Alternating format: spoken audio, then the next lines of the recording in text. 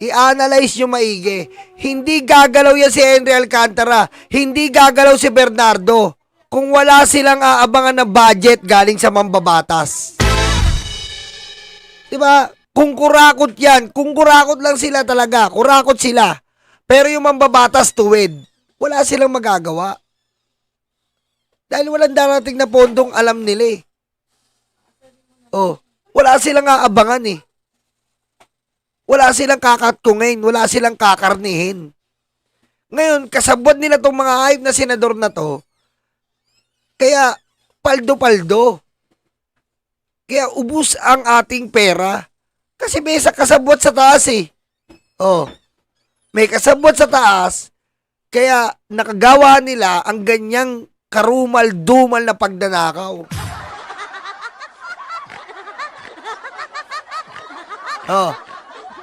Hindi kikilo si Bernardo kung walang timbre nino ni Jinggoy. Hindi kikilo si Alcantara kung walang timbre nino ni Joel.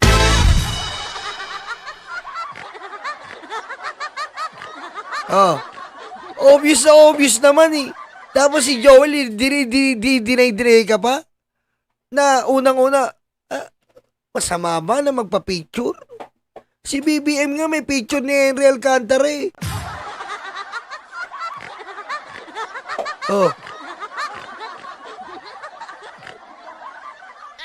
Si ano nga may picture ni Alcantara eh. Ba't ako? Magdanakaw ka eh.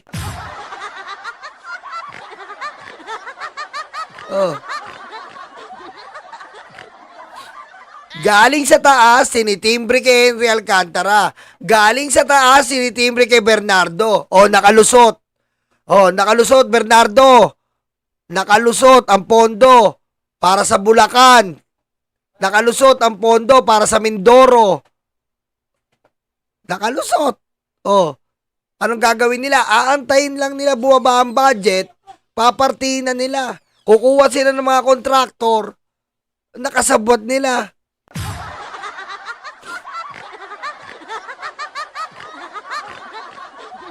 Gamit ang mga infrastructure projects, kasabwat ang mga kontraktor. No one will be spared in this fight against corruption. Politicians and government officials will be investigated and charged by credible evidence. Those found responsible will face the consequences and held accountable under the rule of law. Ang mga inirekomendang kaso ng ICI base sa mga testimonya ni na dating Siyempre may magtatanong, mga lugan DDS, bakit wala si Romualdez? Tanong namin sa inyo, bakit wala si Gutesa?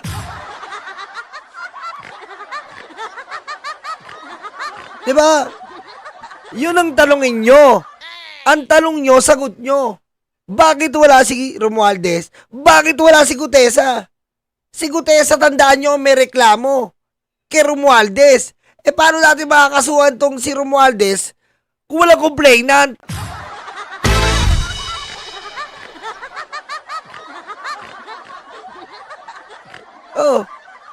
Kung walang complainant, paano natin makakasuhan? Hindi pwede yun, walang due process yun. Bigla mo na lang dadamputin at ikukulong mo. EJK yun, digong.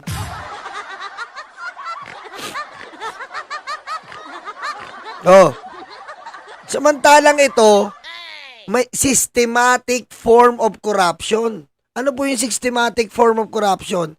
Sinistema nila. Bakit? Mula sa senador na gagawa ng insertion sa budget, ibabagsak nila sa mga Department of Engineer na kaya ng mag-handle ng project ng 100 million, ganyan-ganyan, etc. etc. Kasabot nila from Senado to District Engineer. May mga picture, may mga larawan, ganon ang kalakaran nila. Si Romualdez, miski nga sa bahay ka, wala siyang pirma, paano na yan? Paano natin madidiin miski sa bahay ka, wala siyang pirma? Your Honor, Mr. Chair, we can't prosecute a person if the documents we have seen, Your Honor, Mr. Chair, there's no involvement of this called Mr. Romualdez. Ma'am Eva Punsalan, salamat. Ma'am Eva, thank you. Okay, Your Honor, Mr. Chair, how can we do that?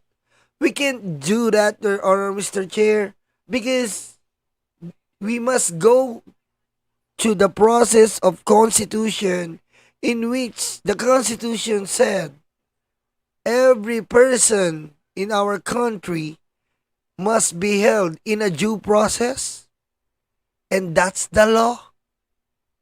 We cannot arrest Mr. Romualdez if there's no complainant, Your Honor, Mr. Chair. Okay? There's no complainant. The complainant is hiding inside the wig of Mr. Marcoleta. He brings some blanket and pillows.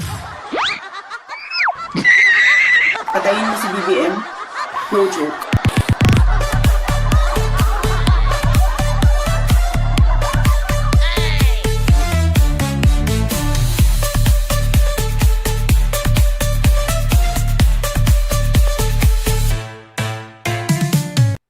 Di ba tama?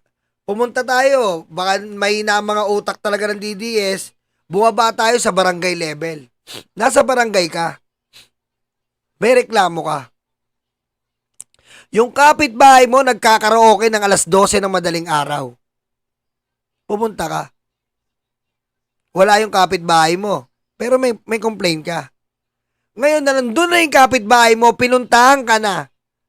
Ikaw naman, wala ka. Hindi pa pwede yun. Kailangan, sa batas, mag-aarap kayo ng complainant at ng nirereklamo. Hindi pwede yung mag-iiwan ka lang doon. Kailangan may complainant.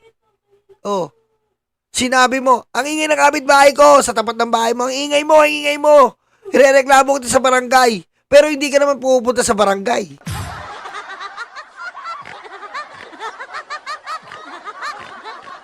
Oh. Hindi ka pupunta sa barangay. Puro ka lang daldal. Hindi tatakbo yung batas. Miski sa barangay. Kailangan nandun ka. Ikaw mismo pupunta doon. Kasama ng dokumento mo. Eh dito, ano nangyari? Notaryado ang dokumento pero pineki pa. Ghost Tessa. First District Engineer Henry Alcantara at mga Assistant Engineer na sina Bryce Hernandez at JP Mendoza tungkol sa mga manumalyang flood control projects sa Bulacan. Ayon sa ICI, kinausap daw ni Estrada si Alcantara at sinabing may 355 million pesos siya na alokasyon para sa mga flood control projects. Sa isang pahayag, sinabi ni Estrada na wala siyang tinanggap na anumang pondong nakalaan para sa flood control projects at kaya daw niya itong patunayan sa hukuman. Ang mga paratang laban sa kanya ay pawang mga chismis lamang. Ayan ang problema, dalawa na to, Mr. Jinggoy. Paglabas mo sa isa, takbo ka na naman ng Sandigan Bayan.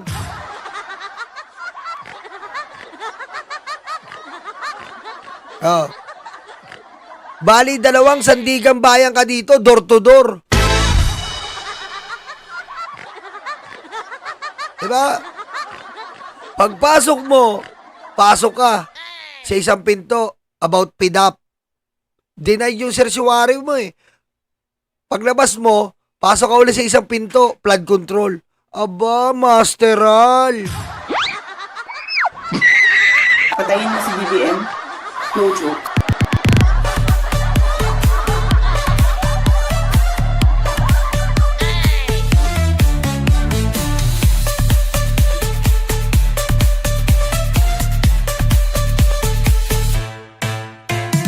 Biro mo, akala ko yung mga pag-aaral lang ang minamasteral. Pati pala yung korupsyon may masteral.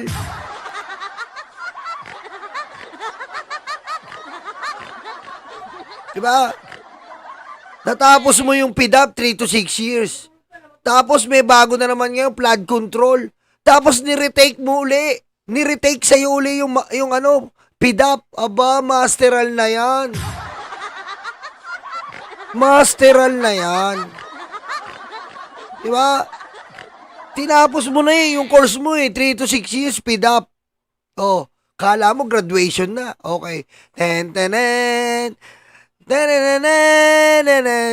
Congratulations, Mr. Joingo Estrada. Palakpakan.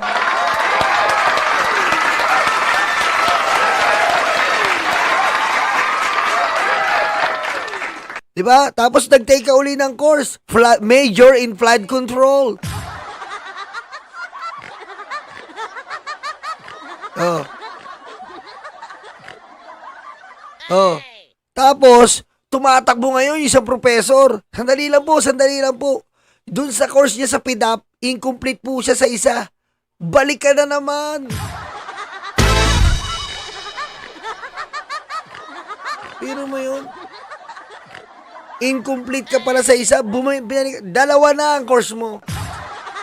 Si Villanueva naman, binigyan daw ng 600 million pesos na halaga ng mga flood control projects sa 25% ito o 150 million ay personal na ibinigay ni Alcantara sa isang peng na nagtatrabaho para kay Villanueva. Patay. Ayon kay Villanueva, pag-aaralan ng kanyang mga abogado ang basehan kung bakit siya pinakakasuhan ng ICI at kanila itong sasagutin.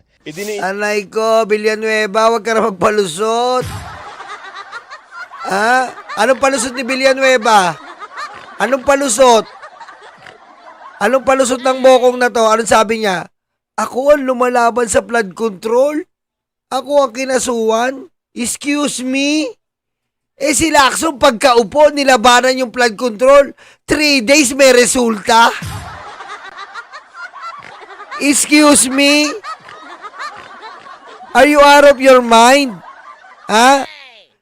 Si Lacson, 3 araw lang, may resulta. Ikaw 3 years.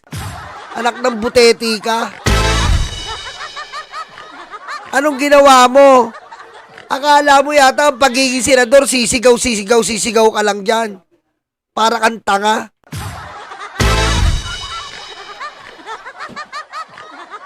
Oh. Ako ang lumalaban sa flood control, Mr. Chair. Ako ang kinasuhan. Ha? Tandaan mo sa anumang bagay, hindi bunganga ang panlaban, Joel. Kailangan bibigyan mo ng gawa. Hindi lagi umuubra ang laway. Minsan kailangan mong gawa, hindi puro utos-utos. Hindi puro ngal-ngal. Lagyan mo ng gawa. Biyahe ni Koy, pare. Shoutout ang ating Bengador. O, tignan, abangan nyo, andyan si Biyahe ni Koy, ang ating Bengador yan. Malapit na ang Bengador. In-interview kami kanina sa Bengador eh.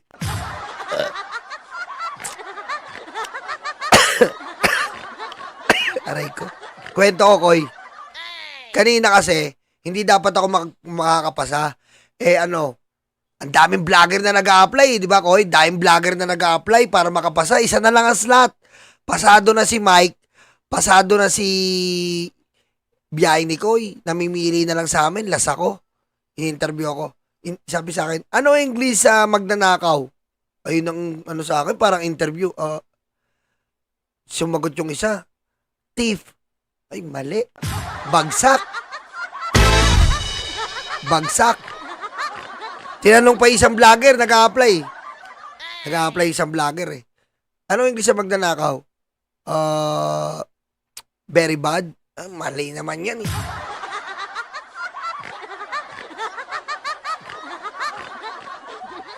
E di ako na. Ang pasok ko. Ano English sa magnanakaw? Ang bilis ko sumagot. Full on the 30. Tanggap ka na! Patayin mo si BBM? No joke.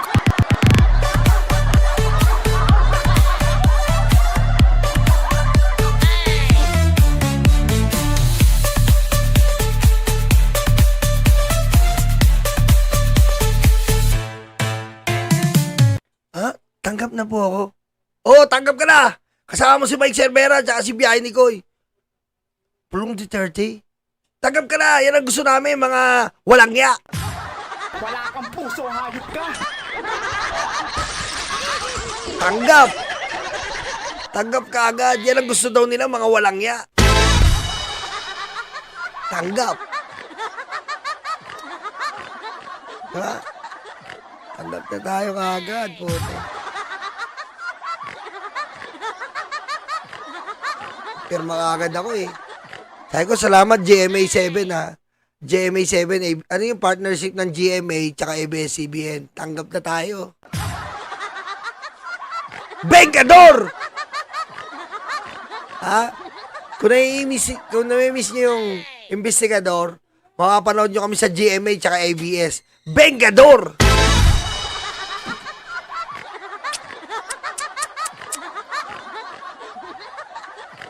Abangan nyo yan ha. Putik, wala po talaga. Kailangan walang nya. Walang nya eh. Kasi mga programa sa GMA, puro mo pabebe. Kami yung kawalang yaan.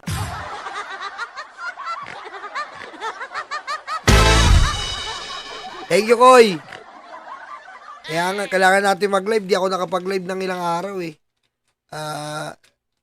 Nakagalit yung mga korduroy na balat.